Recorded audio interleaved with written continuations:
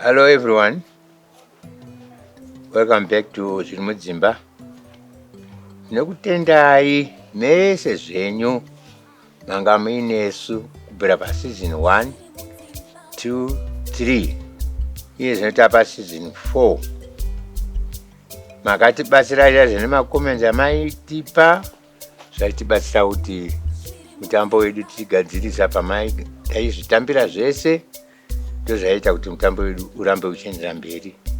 Kana nazvino tinongoda kuti kana mune macriticism amunenge muchida kuita, please titaurirei ndokuti tinyatsovakika zvakanaka. Saka patiri iye zvino pamutambo wedu pa season 4 tiri panyaya iyi panonzi paguru.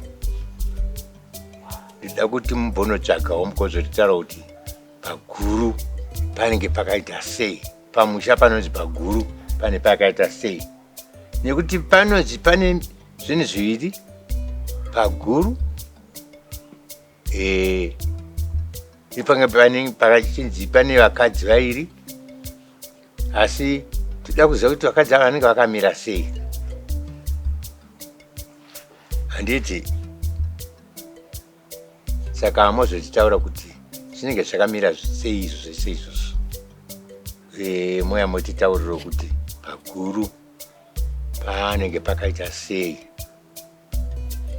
Maita henyu nekuramba muchingotiteedza. Ndofunga iye zvino tichave nenguva yakanaka tichinatsodzidzisana kuti panonzi pabarika ndo panenge pakaita sei, paguru panenge pakaita sei. Izvi zvichaburitswa mumutambo wedu watiri kuenda nawo museason 4.